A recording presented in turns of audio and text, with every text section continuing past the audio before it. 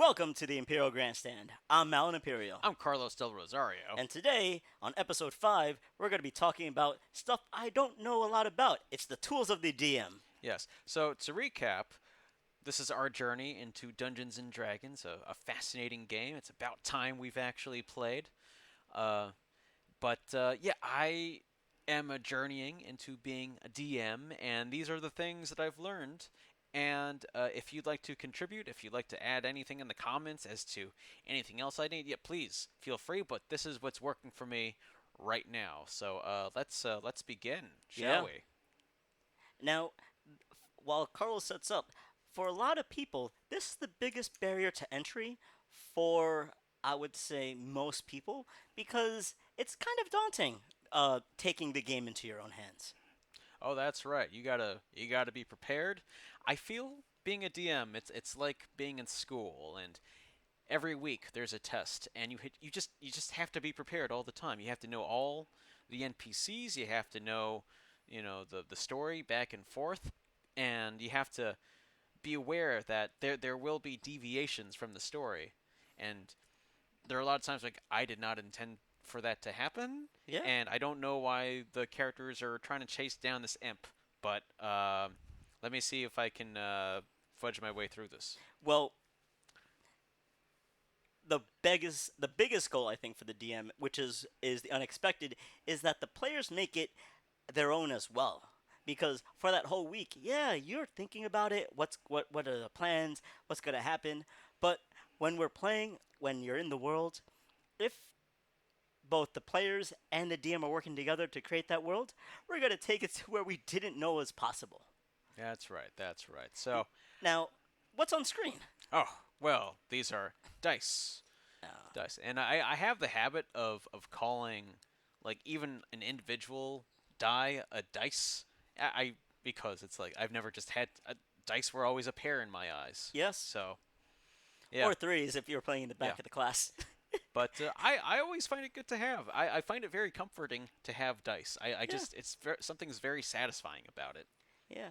Now, here's the thing.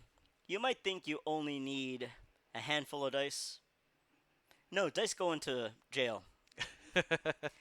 Yes. Can you explain dice jail, please? God, it's heartbreaking. I remember the first time I had to actually put my first die roll into dice jail. So, of course, you want to roll 20s. That's what this guy is all about over there. It shows the 20. And it's like, yeah. But on the other side, you get the 1. And 1 is a critical fail to the point where you could actually hurt yourself. Yeah, if you want. Yeah, that's a variation on the rules, but one's, yeah, for a player not good to have, but I find them hilarious, honestly. Yeah. uh, My last critical fail was I was trying to disguise yes. and I was trying to be charismatic and I'm a bard and it's like roll the 1. Had a +5 modifier. Got a 6. Got a 6. He wasn't deceiving that innkeeper. So yeah, and dice they come in a variety of costs and materials. You don't have to get the Charlemagne $50 dice right off the bat. Just Yeah. get some cheap dice just to get you started. I have a bunch of cheap dice. Yeah. Now, Um, if you don't want to get dice at all, you could literally do random generators from Google, yeah. or you could just use the D&D Beyond app. You could use the D&D Beyond app. There are apps that are dice rollers on phones and tablets, so you're covered there. But you will need a dice generator of some type. And as a DM, I really do like rolling that D20. It's fun. I like the way it sounds. I can't Yeah, explain it, but it yeah. just sounds good. There's a weight to it when I have to make a decision. Speaking of which, if you go for physical dice, something that I have, totally not necessary. A dice tower. I love my dice towers. This is what I was talking about before when I said I love the sound, because you hear it just clang around inside, and it is literally the slot machine of everything. Yeah, yeah. I was just in New Jersey It was like a Labor Day weekend, and I had my dice tower with some dice, and I had my 3-year-old's cousin's kids just join me. They were just hanging out, and they were just having so much fun. Just like an hour of just watching D6s go through this thing, like. Yeah, and then you could make them have math. For Yeah. me, I actually have something similar to this acrylic one that's see-through for a Yes. game I run called Imperial Assault. Yeah, and this one's actually Oh fairly. wait, no, if you scroll down just a little bit Oh, more. yeah. Here you go. Yeah, and the cool thing about this, there are two exits. So if it's one dice roll against another dice roll, you could do it that way. Yeah, not And necessary for uh, D&D, not yeah, necessary for the Imperial Assault game, but when you are going up against the DM, yeah, if you don't want to hide your rolls as a DM, and I do suggest you hide your rolls, because it yeah. Well, hurts. we'll get into that. Yeah. It hurts. You could use that. Yes. I have something akin to this, and this Mm, works just fine. I think this was probably $35, $40 when I got it at PAX East. I also have my first dice tower, which means a lot to me. Let's find it here. Oh yeah. Uh, I love this, and you craft this. It's made out of something cardboard-like. And it was like being 9 years old again. Just crafting something with pogs or yeah, something, and it's like, oh my god, I built a castle. This is like I feel so accomplished. But when people have never used a dice tower before, we were using this for Settlers of Catan. It's like, oh, what is this? This is amazing. yeah, and this is one of those things that honestly help bring everybody into the world. If there's a map, it makes you focus in on around the map when you're rolling because you put it right by the map, Yeah, and it gets the players physically involved. yeah, And we're going to talk about why that's important in a lot of different ways. yeah, yeah. It's important to get your players physically involved, and just I like rolling dice. I like the chaos, the entropy, but at the same time, it's like I can't have too much chaos. I can't have it sprawling all over the table. I don't want to lose dice. So Yeah, if you're playing at a game shop, yeah, this is fantastic because you yeah, never have to worry about it rolling off the table. yeah. You might be rolling several dice at the same time, and I want them all to be neat, Yeah, neat, neat. Um, Another thing that I have is a dice tray, and you could use a box, a shallow box of any kind. It's fine. There are people that are very, uh, you know, they have very intricate ones that's intricate carved ones from wood. and Uh, stuff. Wormwood Gaming, I'm Yeah. gonna give a shout out to because they have great high quality. If you're looking Yes. for that, I've learned with metal dice, heavier dice, you can actually destroy a table if you roll them. Yeah. wow, So that's why they need that's why they need their a own tray. a dice tray. Yeah. Yeah. So that's something to keep in mind. Yeah, there are dice companies that sell tungsten dice, Yeah. dice sets, and it's just like wow, feels great in the hand, but it's super expensive. All right. Uh, and the nice thing about dice trays, from a player's perspective, is that while you're going through a round, it's a lot easier to pass around if you're playing at a really big table than if it was just in a dice tower and you had to like reach into the middle. Because depending on the size, Depending on the size, yeah. uh, I know for me sometimes short arms. Yeah. Exactly. Uh, Moving on. Uh, I personally use a DM screen, a Dungeon Master's screen, so that I have all my notes and everything, and I can hide my dice rolls. And there are many ways of thought on a DM screen. Some people don't use it, which is totally fine. I personally use it, but I feel that I don't have to sometimes. It's odd. I think we have a friend of ours who actually bought me a fairly expensive DM screen, and I think it's more for him than it is for me because he just wants the experience of Dungeons and Dragons, and it's like he needs the image of the dungeon master behind a screen making the rolls. And that's really important for players because it helps build the world Yeah. while you're playing. Uh, so while not necessary, it's one of those things that gets you physically involved because you place it down. It's like we have something to look at. We have that enemy who's behind that screen, Yeah. or that struggle when you're trying to do something. Yeah. Uh, but yeah, I've been using it. Sometimes I don't use it. But yeah, yeah, it can come in helpful. Now, about fudging dice rolls, that's what they say. I, at least with beginning players, I don't want to kill them too early. And there is a chance that you're, playing the villain, a bugbear, and you roll a 20, that's a critical, so you have to double the amount of dice. You could instantly kill, A one level one. a level 1. Yeah, I when I rolled my bard at level one, uh, we had 9 HP together. So if you roll 1d6, and now you have to roll 2d6, 2d6? Yeah, yeah, there's a combination to get 9 points of damage there with yeah, just 2d6s. yeah. Well, let's just say you were down to maybe 2 hit points, Ugh. and then there's a crit, and it's a full crit, so there's 12 points of damage. There's no coming back from that. Yeah. Not for a level 1 character. So I, just for me, it's not about making the rolls harder. I often don't do that. If my NPCs whiff, they whiff. If they miss, they miss.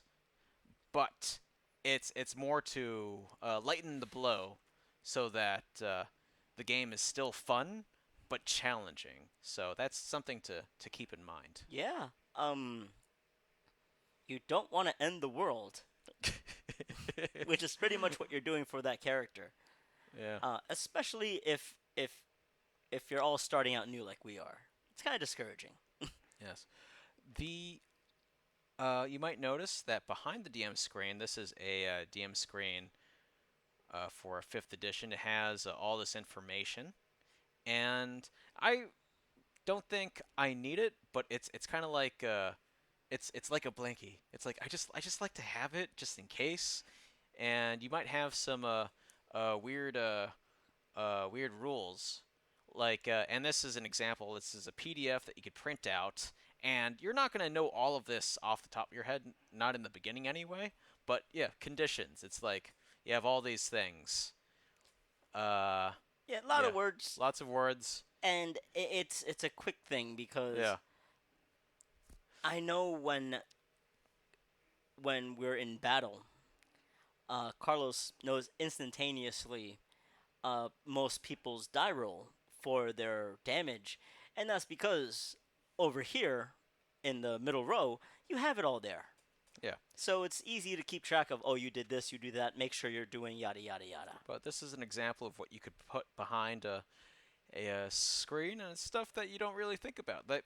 Like for instance, there is a difference in donning and doffing armor. I didn't know doffing was A thing. a thing, but yes, to don armor, to doff or to take off armor. So to doff heavy armor takes 5 minutes Game of time. game time. Yeah, So and this is all stuff that's super important because let's say as players we want to rest. Well, that happens in a time, so this is important. yes.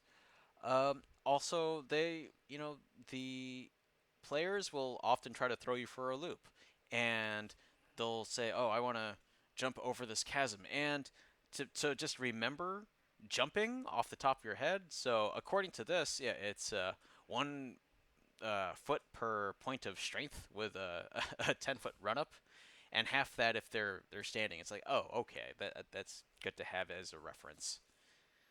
Yeah, Yeah, as players, I know we try to break the game, or yeah, we try to find inefficiencies. yeah, So this helps so much for the DM because I know when we ask Carlos a lot of crazy questions, within 15 seconds there's an answer. Yeah, and as a DM, I like to get the rules as correct as I can and as consistent as I can. But Correct. yeah, but if something takes 5 or more minutes, that could really slow down the game. So having this reference here that really helps. And oftentimes I don't have an answer, and what I always go with is um, this is my decision for now. After the game, I will check up on this and see what the difference is, and just to just be honest about that because Yeah. that's there will be a point where your players will try to test the limits of your game, and you just and if they're cool, it's like, all right, we're just gonna roll with it. Okay. Or you could put your foot down. And the important thing is for a player is that from the DM's point of view, when they're making that ruling, just make it consistent with the world you're building. Yes. Because I know I've been in certain circles where sometimes the rules aren't enforced as heavily or as consistently from session to session, and that is something that just for me kills the session. Kills like, oh, do I want to keep on doing this every week? So the nice thing with this is that you have that level of consistency. Yes. Yes, you do. And going back to DM screens, they come in all types. I know that the DM screen for the Essentials kit. Oh, Essential oils. D&D. Yeah, the Essentials kit right here. It does come with a DM screen. It's a little on the flimsy side though, so that's something to keep in mind. But it has a lot of good information. Uh, but yeah, something to keep in mind. And yeah, they could. Oh, and also keep in mind that some DM screens are made for specific campaigns. So the Curse of Strahd might have different information than the general DM screen that might be sold. So, uh, yeah. There's sometimes you just don't need that information about Barovia, I think. So, yeah. All right. Next up is uh, battle mats, and again, not necessary. You can play in what we call the theater of the mind, where you just narrate everything and everyone is in the collective imagination. But I know my friends, I know you, and like you play Final Fantasy, you play XCOM, you like tactical games, so they like where they are. And it does help a lot because from a player's point of view, having the theater of mind is great if it's just like a RP session. Like, oh, I didn't make the town map, right? Because you're like, oh, I'm not gonna have any battles there. But once you start doing battles uh, from a bard's perspective, I could cast spells in different shapes, and knowing how everybody's position is super important because I could inadvertently cause friendly fire, which is just hurting my teammates. Yeah. So I like the battle map. It doesn't have to be as intricate as this digital one, like where you have a subscription and yada yada yada. It could be something as simple as graph paper. Yeah. But I just like knowing where everything is and how far people are from each other, if there are any things in the It's environments. yeah, it's super important because as somebody who wields a crossbow, it's like yeah, I have 80 foot of reach. That's right. Yep. What I have is a the D&D Adventure grid book. It's been serving us pretty well so far. It's double-sided. The first side has greenery. The Yep. second side is more of a tile. And And it's I like, oh yeah, we're out in the forest or we're in a dungeon, yeah, and it's and always helped us. yeah, I draw with dry erase uh, markers. Now the problem is that our adventures sometimes last a few weeks, and the dry erase. It's dry erase. It's supposed to be erasable really easily. Yeah, you need to touch it up. Yeah.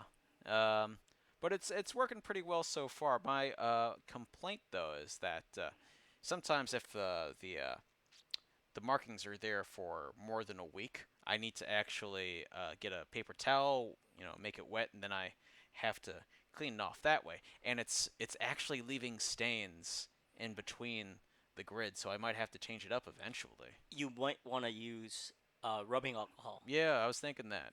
I uh, was thinking that. because I have a whiteboard, Yeah. and it's kind of the same thing. Where Yeah. if I just use water, add smudges. If I use rubbing alcohol, you know. Yeah. But But something to keep in mind for that. If you want something that's a little more permanent, I hear these Chess X role playing mats are really cool. They are wet erase, so you use wet erase markers, and they stay on there as long as you want. And then you get a paper towel or some wet cloth, and then you dry it nice. off. But if you travel around with it, you it's not the marks don't go anywhere. So Oh, yeah, these things are very popular, and they're two-sided. The other side are hexes. I haven't played with hexes so far. I'm interested in seeing how uh, how that would work in combat that we do. Yeah. Um. in Oh, Catan they have hexes. what's Oh, that? but in Catan, Yeah. but it's Yeah. different. It's a little different. It's very different. Yeah. Let's see. Oh. Also, we have to talk about uh, tokens. Now, tokens are what you can use to put on the board. So I could actually create my own tokens. Hey, there's me. I'm the Yeah, guy with there's the ponytail. Frederick, and I could print this up and paste it onto some cardboard and move it on the player board. And this is the tool that I used, rolladvantage.com, and you basically just throw in a JPEG or an image, and then you could create a token from here. You could export that and print it up, and that's really fun. Or you could use that token in something like roll20.com, where it's Dot net. or sorry, .net, where it's a digital version of a Dungeons and Dragons or another RPG, and you could move around your token. So that adds a lot, and I think in our first games, it was nice to have a token for your character. Yeah, when we're not doing a theater of the mind session, I love the tokens. It just makes me feel like we're starting the game when you hand me my token.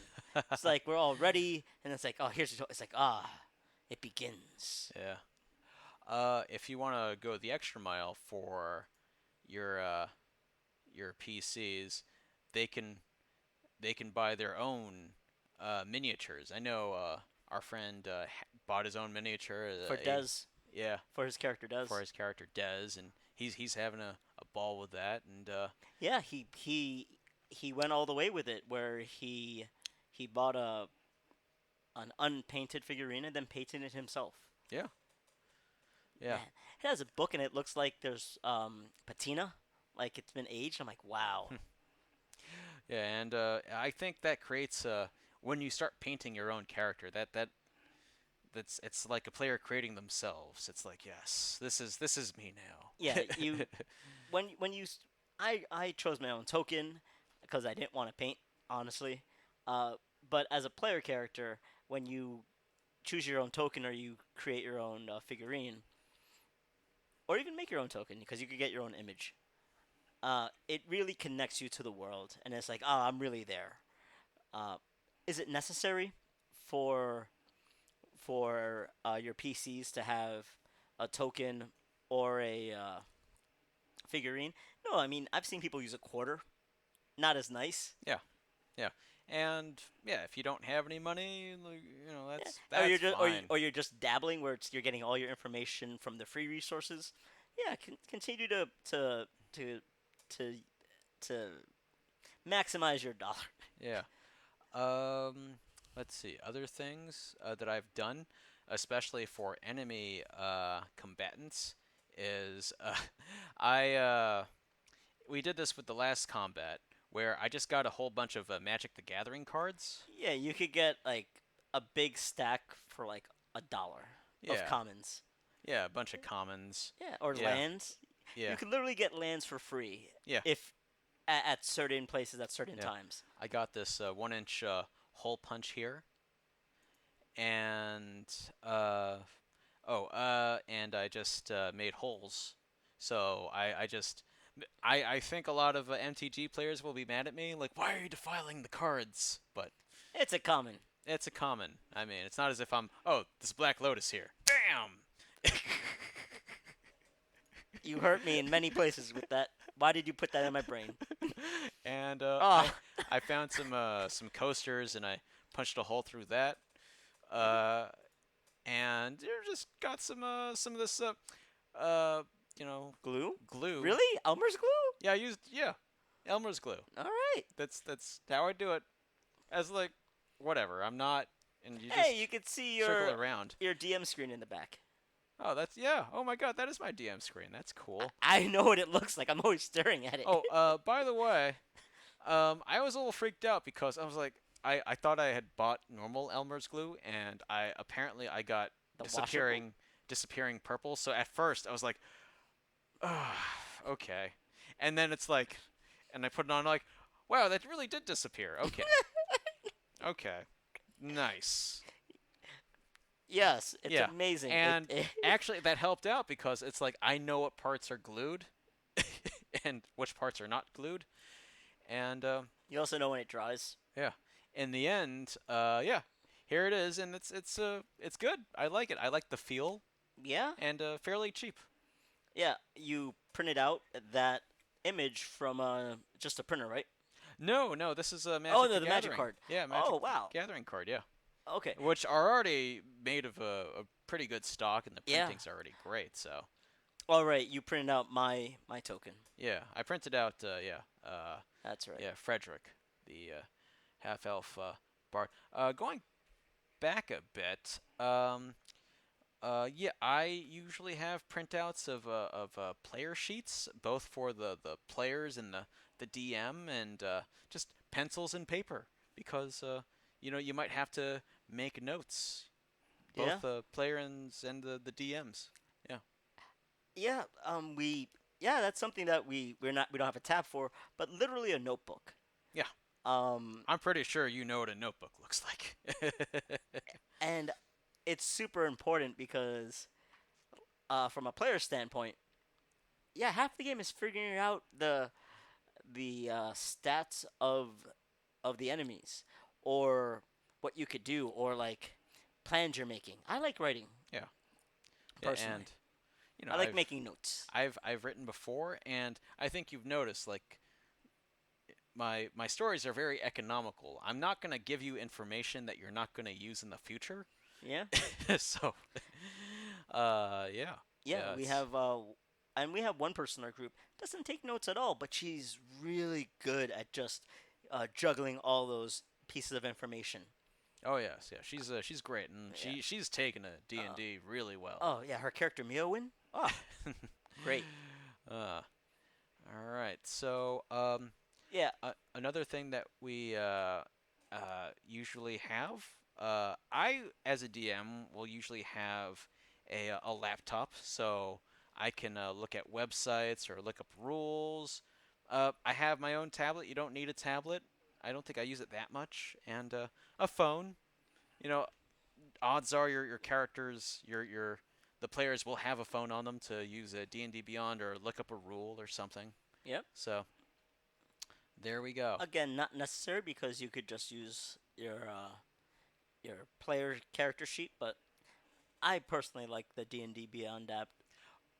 Oh yeah, that's right. While we're here, D&D Beyond. Let me get rid of that. Yeah, if you need a quick reference to the game rules, here's a D&D Beyond. Yeah. You could also get the player's handbook. Uh, both digitally and A hard copy. a hard copy, and I like having it around. I don't think I've used it that much during our sessions, but I think after sessions it comes in more handy because We'll I'll we'll do a debrief together. Say, we'll hey, debrief. did we do this right? Yeah, did we do this right? Or maybe your characters level up and they want to know the exact rules of leveling up. And for instance, our friend who's playing a paladin leveled up to level 2, and he needs to figure out his fighting stance or his fighting style. And it's like, oh, here it is. Here's the page. Yep. Now, if you are on D&D Beyond, it's under the Sources tab, and I bought it here, so I have access to it. It was 20 something bucks, Yeah, 30 bucks, I forget off the top of my head, and it just works just like the regular player's handbook. yeah. I So yeah, there's a lot of places yeah. to get this information. Again, like maybe I'm old-fashioned, but just the tactility of just having like a large book and just yes, here's the tome. Just I have to start wearing leather studded armor when I go to sessions. Receive the tome so I could read it. Yes. Oh, speaking of tactility, something that I totally underestimated, and this helped out a ton in our last session, is just handouts and tactility. So, uh, I don't want to spoil the adventure, but I basically did a murder mystery, and there was an incriminating letter found in a room. And instead of just telling people that there was a letter, like I printed out the letter, I crumpled it up, and I left it on the table. And Yeah, like Miowin, uh, she did an investigation check, and all of a sudden magically it's like there was this crumple up letter. Miowin starts reading it, and then hands it to me, and it's like put it in the back burner for a little bit. We continue the adventure. An hour later, it's the murder mystery. So of course it's Agatha Christie, where like we're all together and we're like, who's it's a parlor room scene, like at the yes, end of Murder on the Orient Express, where it's like all the suspects are there. It's very dramatic. and because Mia Win handed Frederick the crumple up letter, I got to say, and what about this? And just slam it on the table, and it just really felt good as a table when we got the bastard. Yes. It's like, you murdering son of a gun. Yeah. This is the evidence to put you away. And then the guards came. It was great. Yeah, it was great. And we would not have that moment unless I actually gave them that piece of paper, Yeah. and I could have just told you you had a piece of paper, and I could have just emailed you all the Information. information, but it's not the same. Not the same. No. No. No. Also there might be special runes or tiles that NPCs might give to characters to prove that Part of they a have an guild allegiance or a or guild. yeah. So I'll just put on an index card or whatever. Here you go. I'm not gonna break the bank, but just simple things like that make the game better. Yeah. It could literally just be that letter that you had. If literally could have just been on an index card. It didn't have to be this whole big elaborate printout that you did. It was great though. Yeah, Uh, Even if it was just the index card, it still would have given me that connection because for this particular murder mystery, it was all theater of the mind. We didn't have a map because we were walking in and around a castle slash auditorium, and it's like yeah, it didn't matter where we were because we either had to be in one room or the auditorium. yeah. What was really important was finding the letters and chasing that frickin' imp. You and the imp, and You were yeah. making a Babylon 5 reference and nobody else knew. Okay, I think we've just alienated like 99% of like Babylon 5. What? Okay, Moving on. moving on. Yeah, so these are some of the websites that I use during the campaign. So we mentioned this before, but Roll20.net has a wonderful compendium in D&D 5e. So I'm just gonna type in Bard here, and it's all the stuff you could, think about with Bard. So I just want to know about Bard colleges. Yeah, Yeah, and there you go. here we go. And it's a Third quick level. little blurb about level 3, and Yeah. I have advanced techniques. Yes. And it's And then you just click really, on the link, and bada bing, it takes you really, to that information. yeah, very, very quick references. I like it a lot. Next up, and this gets interesting, is a Kobold Fight Club. I've never seen this before. Yeah, this. So, it is a experience generator. It tells you how hard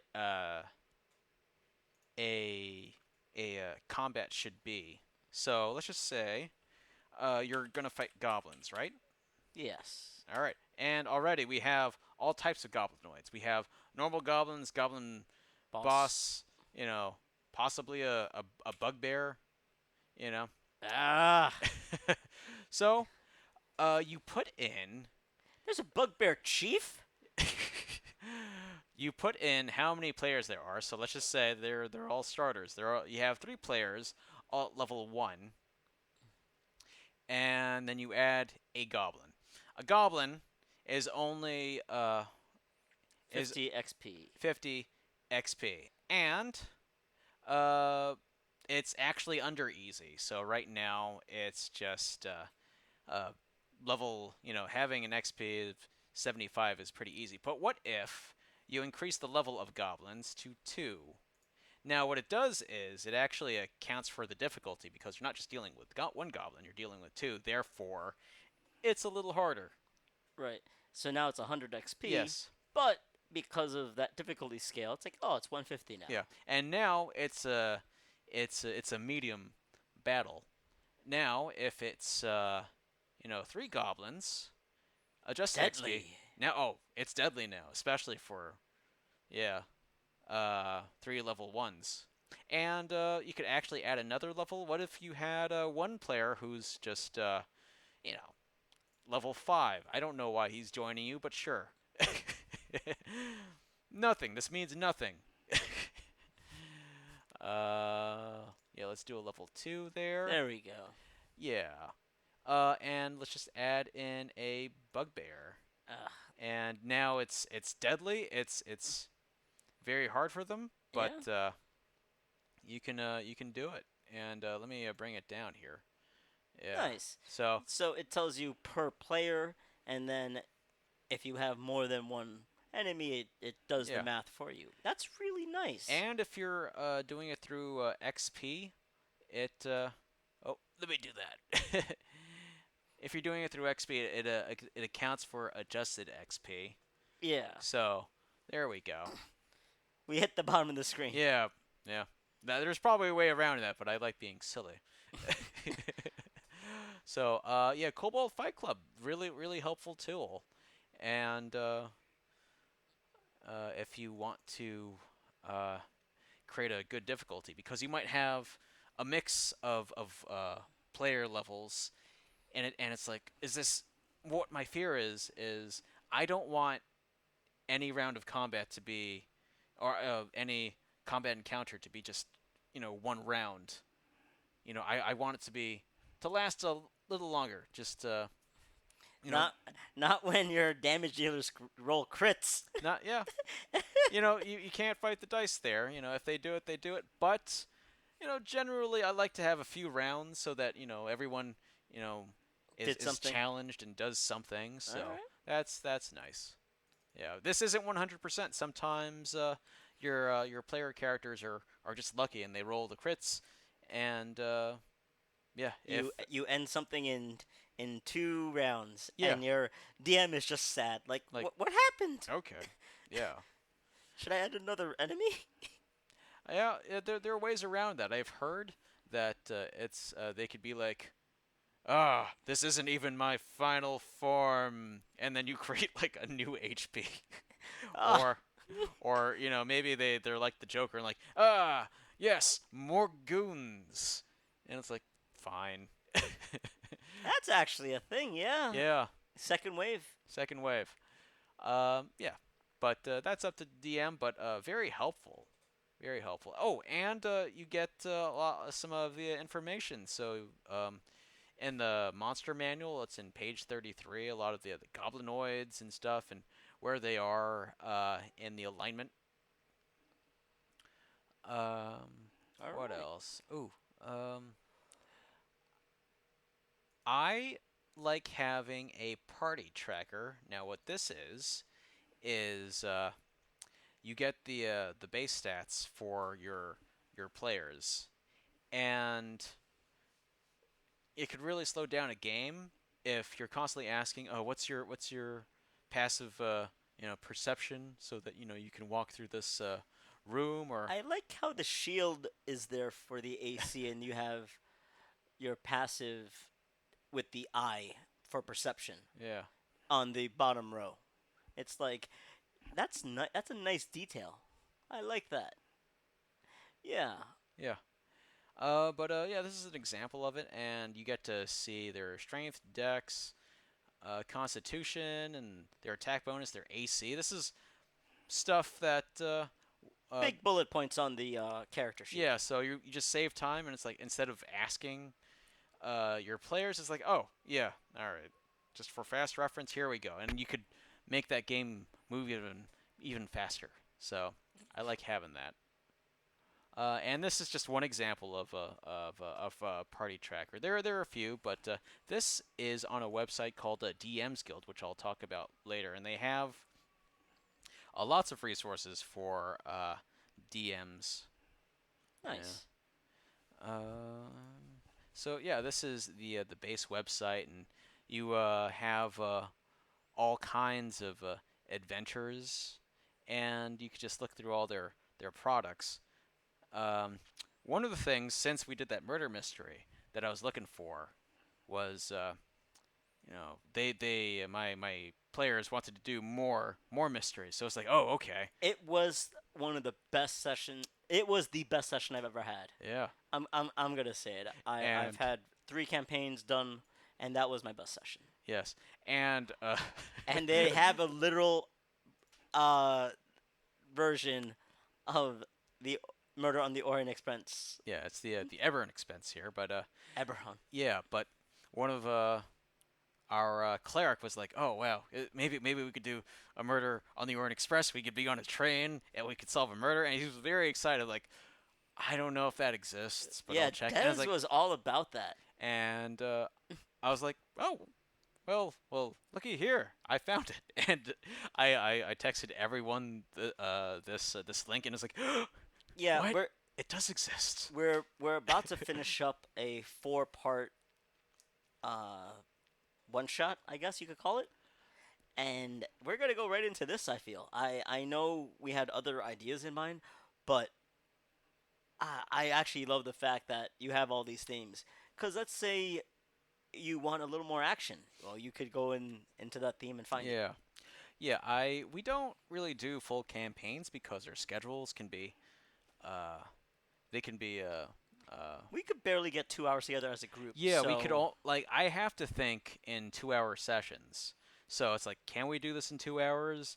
And I'm just doing my research, and it's what's best. So maybe this could be split up into parts, but this is 2 hours here, 2 hours there. It's like creating a season of TV in a yes, way, where it's like, all right, there's an ongoing story, but this episode ends right right here. now, yeah. Yeah, And I like that because yeah, for the current 4-parter we're going through, it's like, oh, we're coming to a close. yeah.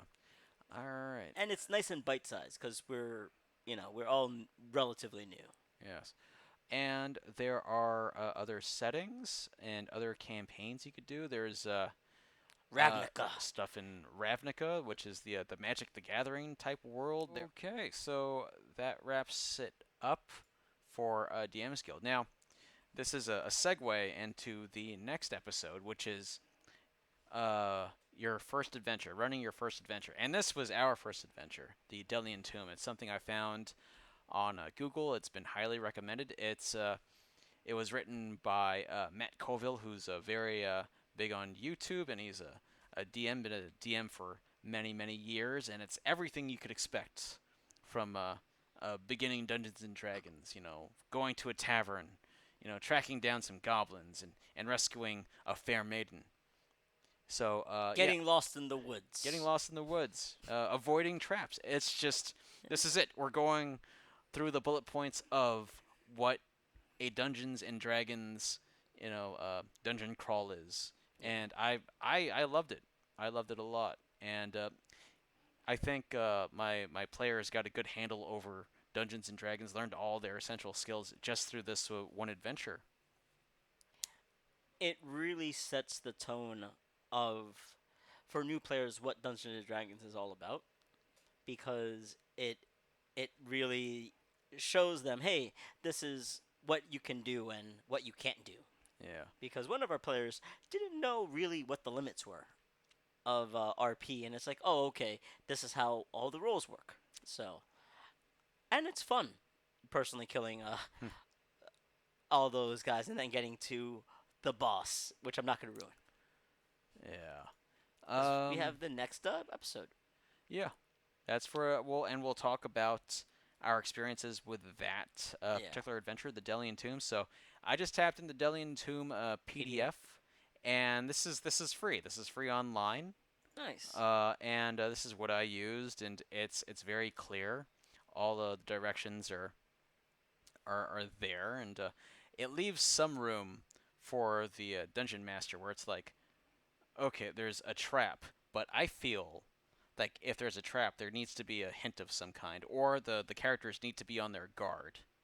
So how do I communicate that to to my players? Bloodstains. Yeah, and That that's that that's what I did. yeah. That's consistent. Like I said that there are bloodstains all the wall, and the players were like, were they smeared there? How did they get there? And like Yeah. they were, it's like a splash, Yeah. and it's like And we knew. it's We like knew there was either combat or a trap because somebody died badly. yeah. Yeah, Yeah. so that's something to keep in mind. This is a a random encounter uh, in the woods with a boar, and oh my god, it's like at the time the the players were like, "What do we do with this boar?" Uh, And the cleric was like, "Can I talk to this boar? Can it?" And it's like, "What's going on?" We didn't trust the DM, is what was Yeah. happening. Oh, that's what's important. Yeah, especially in your first sessions. Yeah, you have to build up that trust with your players as a DM that they're in good hands. Yeah, and that's what that boar was all about. Was like, no, I'm not here to try to overwhelm you in the first thing. You know, it's a world we're creating together, and Yeah, this is a perfect example of that. The Delian Tomb. yeah, yeah. I think as a DM, it's like no, you have to foster an environment where we're here to have fun, and if the DM is not adding to the fun, then I'm not doing my job. Yeah. So yeah, it's just it's trust, and I think eventually when we did that murder mystery, I was like, oh wow, the characters, the players, they got very invested. Yeah, it was our fourth session together at this point. Uh, third session with our rogue, but at that point we were all invested in the world we created, and that's the most important thing. It's that we created it. It wasn't just our DM Carlos like, oh yeah, you're here doing this thing, because we all been doing shenanigans. Like our rogue's been looking for things to steal and just been utterly disappointed at the plainness of everything. I have been running amok at an inn, and the cleric has been making sure I'm not getting into trouble.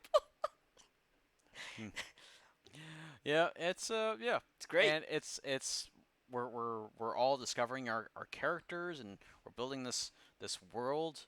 And I think because we have these adventures and we have these NPCs, I might bring back these NPCs if I see that I feel like a producer now of a TV show. It's like, you know, they really responded to this imp.